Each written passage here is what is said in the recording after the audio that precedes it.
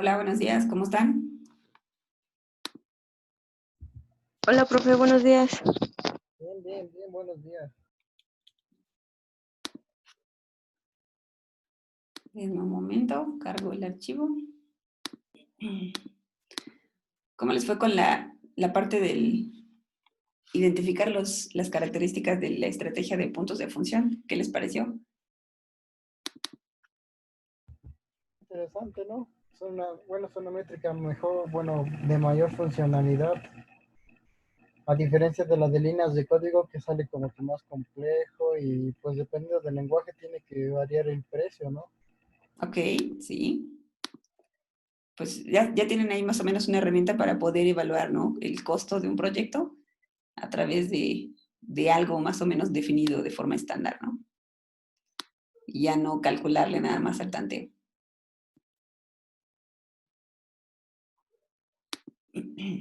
Bueno, entonces voy a presentarles mi resumen de esa sección para que ya entremos a la parte de la aplicación.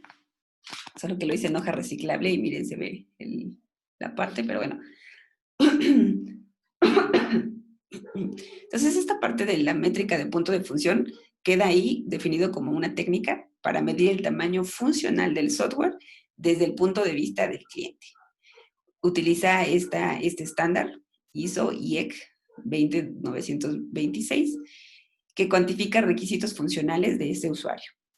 Como antecesores tenía lo que mencionaba su compañero, el que se evaluaba o se trataba de calcular el precio del software a través de la cantidad de líneas de código que usaba el desarrollador. Pero bueno, eso no necesariamente era resultado de cuán complejo o no complejo era un programa, dado que ustedes saben que existen varias maneras de implementar una misma solución y no todos programamos igual. Entonces, algunos optimizan más sus códigos y otros lo hacen más, digamos, más largos.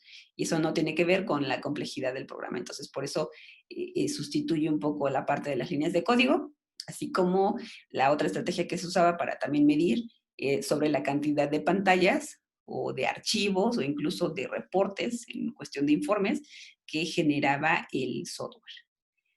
¿Cuáles son los objetivos de esta técnica? Son 3.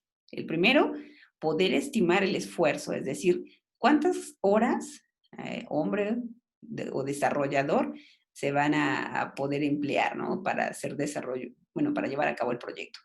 En segundo lugar, estimar cuál es la duración de ese proyecto. Es una estimación, no es un valor real. Es importante mencionarlo, en términos de meses. Y por último, el poder estimar el costo del proyecto informático, ¿vale? Así que esos 3 objetivos son el pilar, digamos, de esta estrategia. Y déjenme abrir el segundo.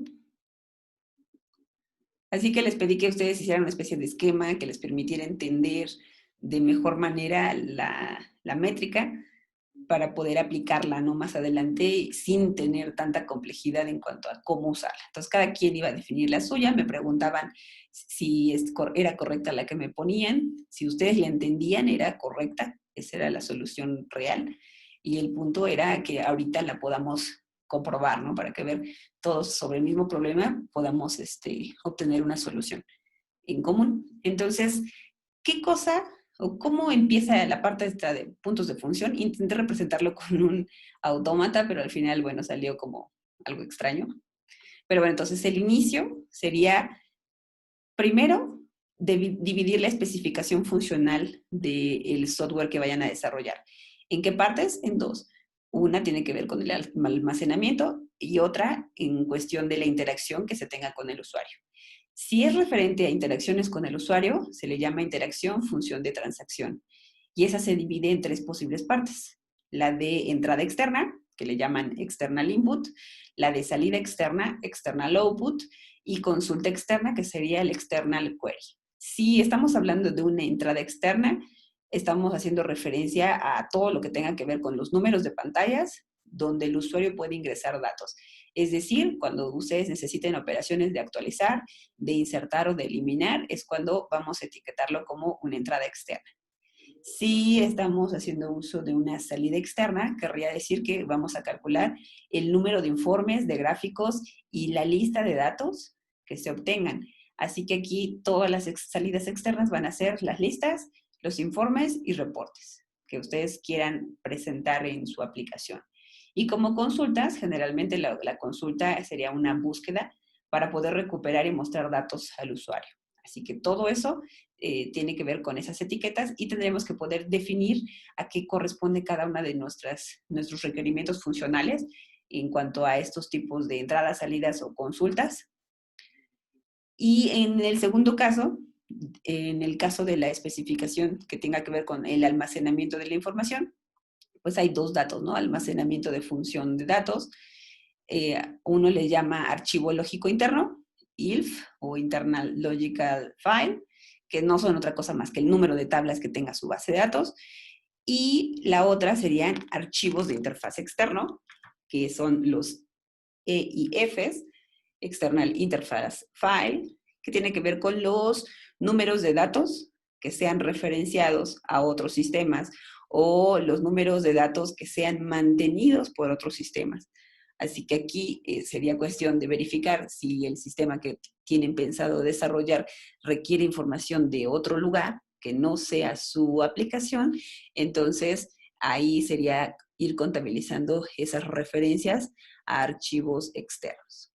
Todo eso, aquí lo estoy poniendo como que hay una conexión a un punto en donde les pongo una transición nula, no se requiere más conexión o algún nombre de estas transiciones, les pongo ahí un epsilon, que los lleve a un estado donde hay que contar cuál fue la cantidad de entradas externas, de salidas externas, de consultas externas, de archivos lógicos internos y de archivos de interfaz externa de ese sistema. ¿Y qué se va a hacer? Se obtiene ¿de dónde? De los requerimientos funcionales. Entonces recuerden que también sus requerimientos los pueden dividir en funcionales y no funcionales, y los funcionales son los que estamos analizando en este momento. Hecho eso, de que tengamos esa cantidad de cada uno de los rubros que le correspondan, ¿qué seguiría?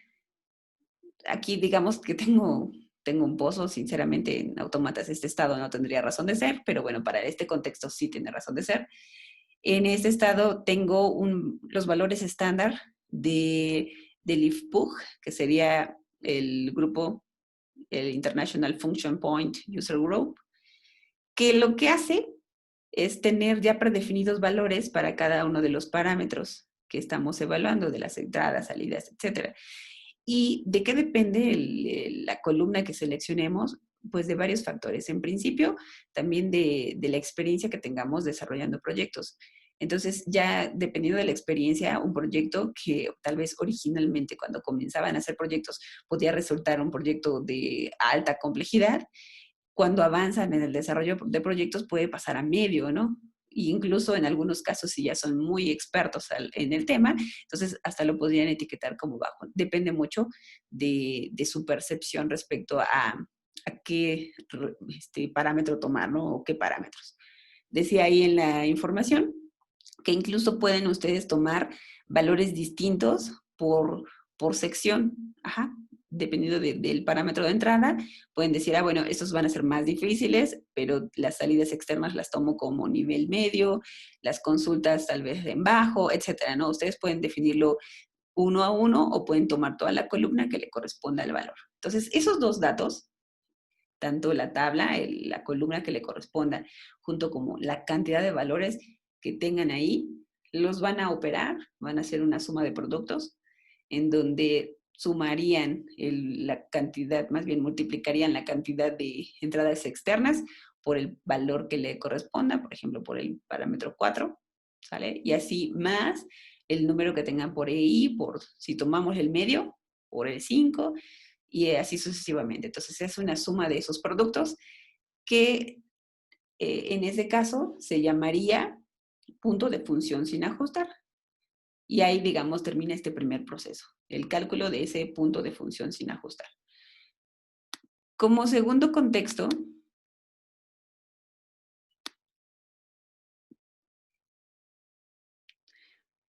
pasaríamos a hacer el cálculo del factor de ajuste. Ese factor de ajuste que necesitamos para poder ajustar este punto de función y ya hacer las estimaciones pertinentes, comentan que tiene 14 niveles de influencia en donde están predefinidos. No sé si tuvieron la oportunidad de revisar el documento en PDF que venía asociado al video. Y ese video, ese reporte estaba, pues está bastante curioso. Les trae, lo voy a abrir.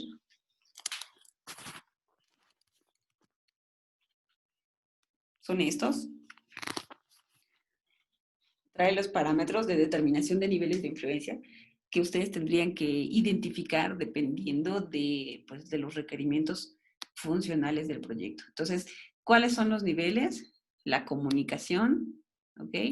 Y les dice, ¿no? Nivel comunicación, procesamiento distribuido, cuáles son los objetivos del rendimiento, la configuración del equipamiento que se requiera para el proyecto, la tasa de transacciones, la entrada de datos en línea, y les digo, en todos les pone su rúbrica o su descripción y el grado de complejidad que comienza de 0 y termina en 5 en cada una de los niveles. Interfaces con el usuario, aquí les ponen la cantidad de interfaces o con las características que podría tener y ustedes deben seleccionar cuántos ítems son los que son requeridos en el software para ponerle el grado de complejidad a dicho parámetro.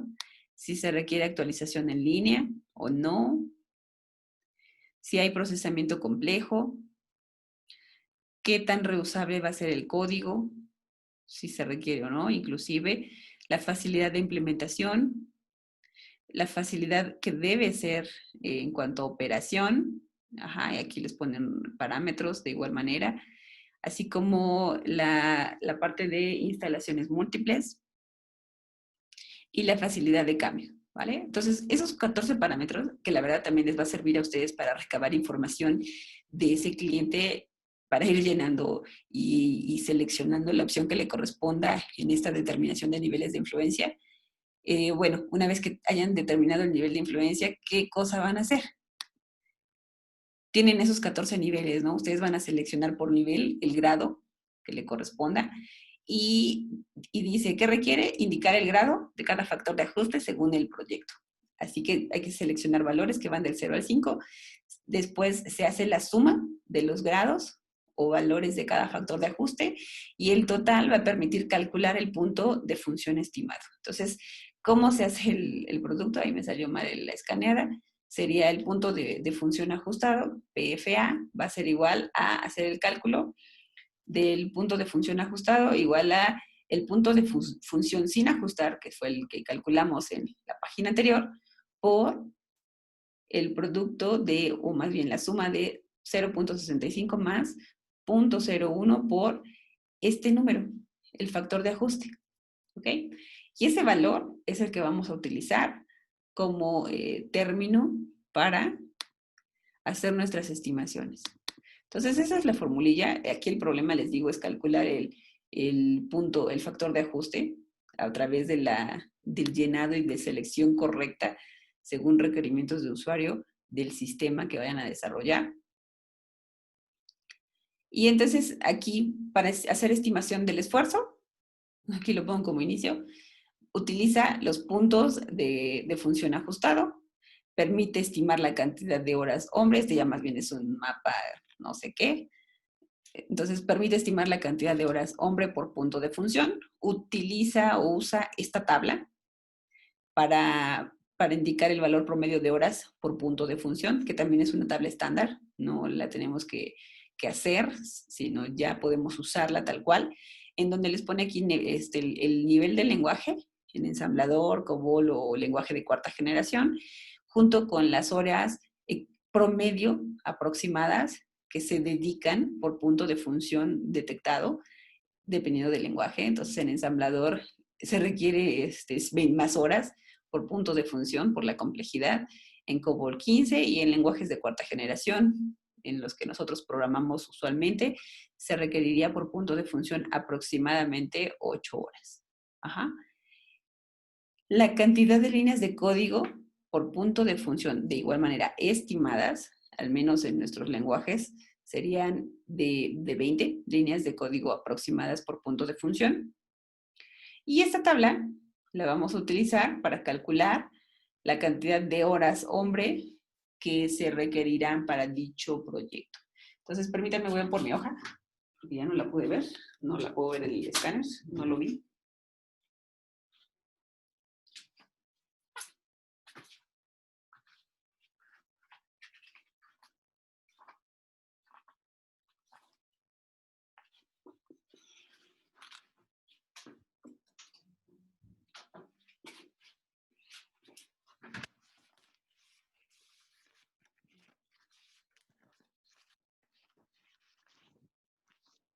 Y entonces ahí en la sección esta, realmente no se borró tanto, pero sí un poco. Entonces, para calcular la cantidad de horas hombre que se van a dedicar a ese proyecto, va a ser igual al punto de función ajustado, que fue el resultado del proceso anterior, por las horas promedio de trabajo del personal. Si se espera que el personal en una jornada de 8 horas, pues trabaje al día 8 horas, pues aquí tenemos que poner las 8 horas, ¿no? Si fuera menos tiempo diario dedicado al proyecto, hay que establecer aquí la cantidad de horas promedio, ¿no? Ah, no, perdón, aquí sería horas del punto de función promedio. O sea, tenemos que tomar la columna que le corresponde aquí, que sería en este caso 8. Ajá, entonces sería del punto de función ajustado por 8, porque es en las que generalmente programamos, lenguajes de cuarta generación, y eso nos daría el estimado de horas que se dedicarían para realizar el desarrollo del proyecto por una sola persona. ¿Qué permite eso?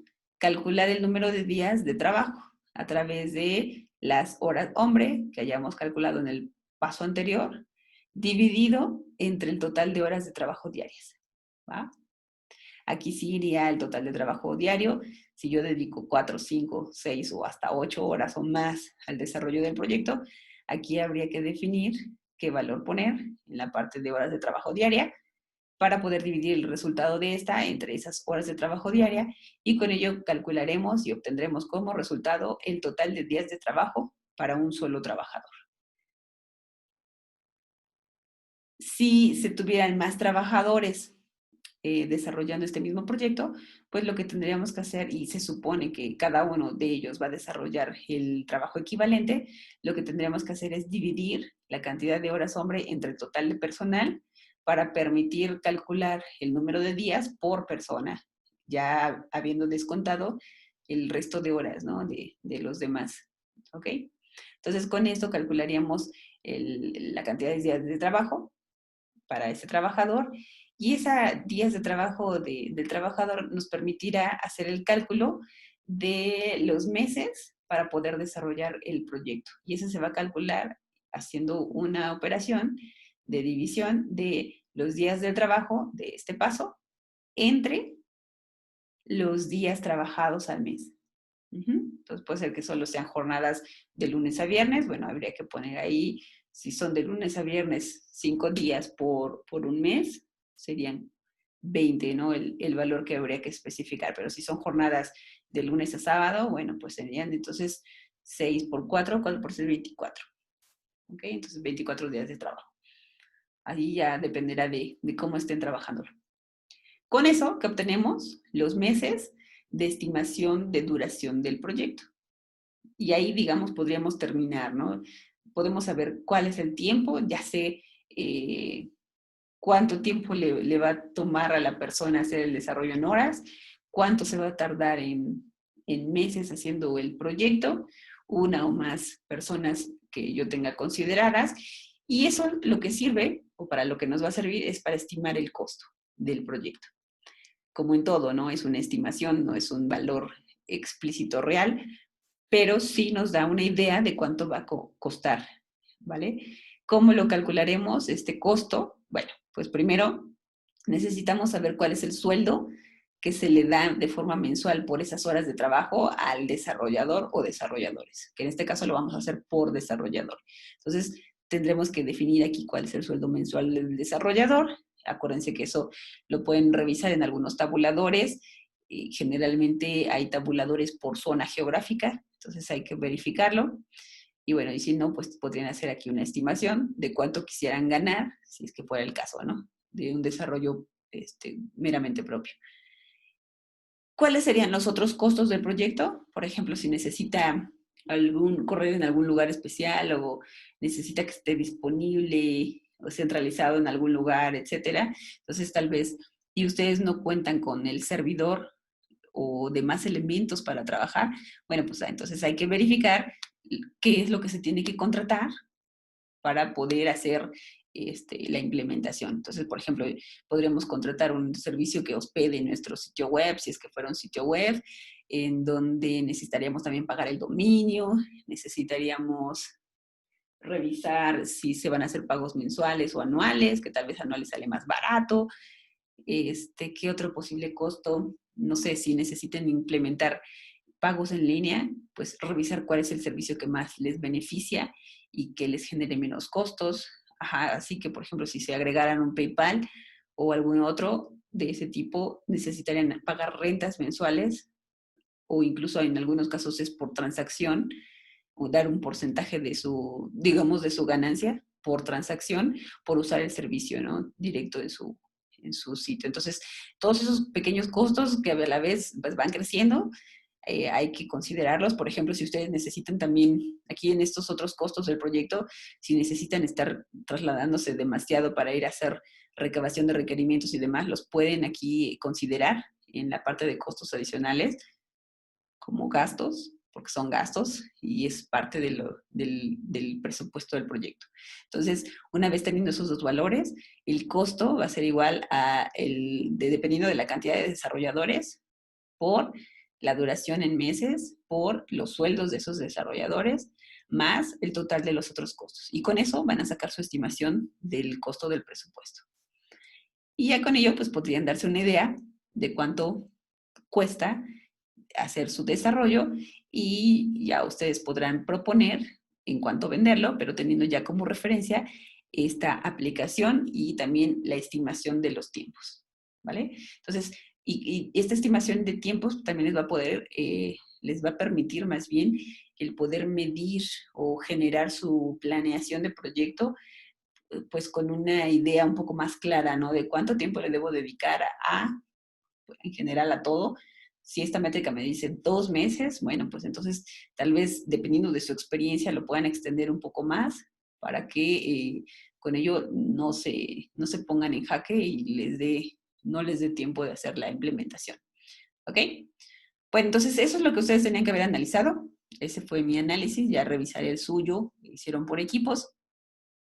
Y la intención de la sesión de hoy, pues es que puedan aplicar esta métrica y a una situación real. Déjenme buscar el problema, que ya lo tenía por aquí, pero ya lo perdí.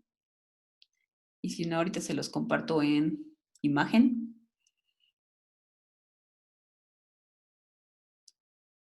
Mm.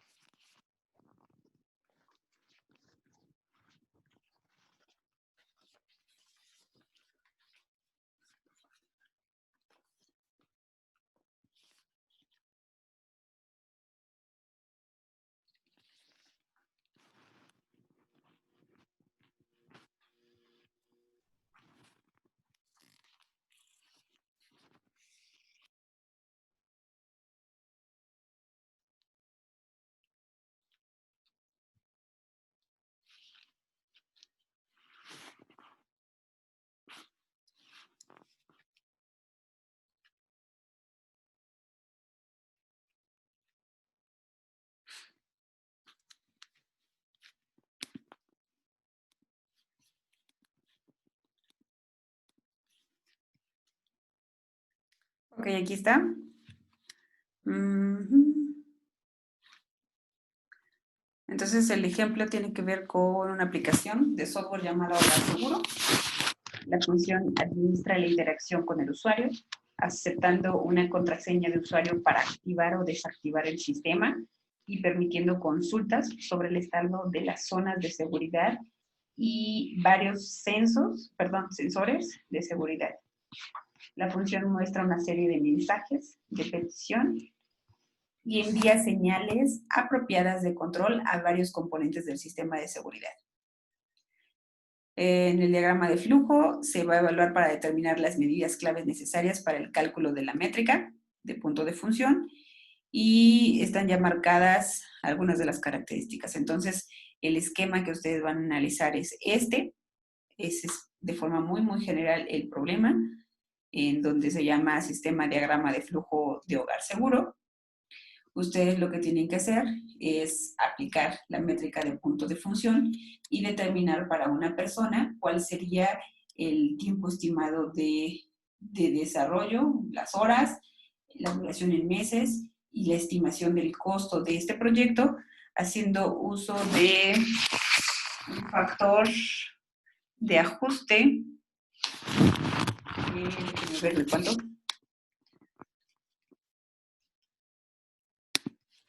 Factor de ajuste de 46. Entonces, ese va a ser el valor de factor de ajuste. Se los pongo.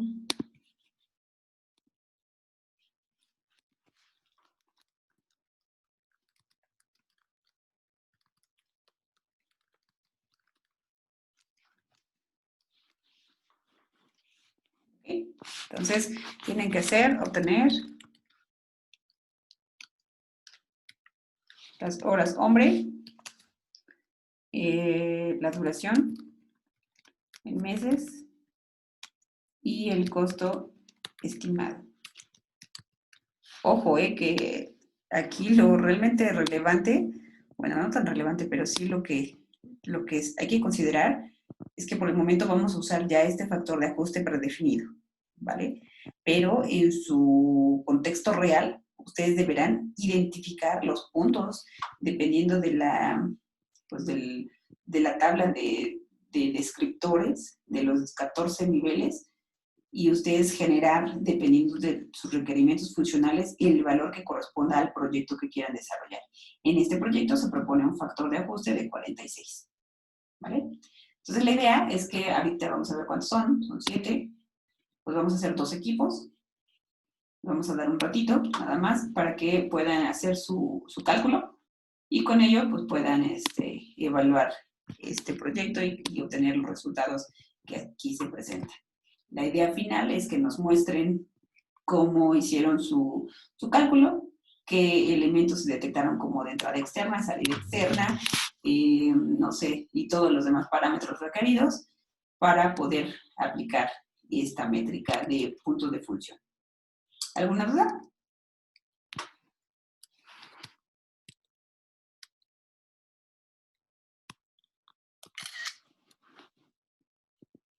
Bueno, pues si no hay dudas, entonces los voy a mandar por equipos. ¿Ya hicieron captura de la situación?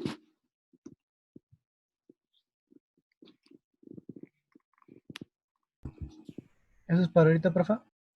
Sí, la idea es que sea para hoy, no necesariamente para ahorita, pero de una vez les digo cómo va a estar el equipo.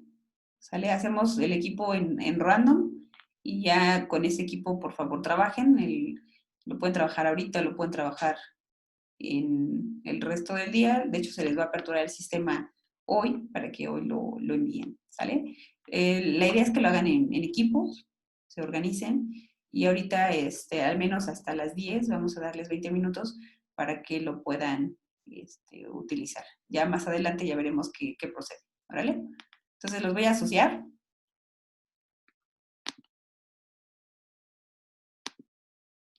Y voy a hacer esos 2 equipos automáticamente. ¿Ok? Y ahorita los visito en su reunión para que veamos cómo quedaron.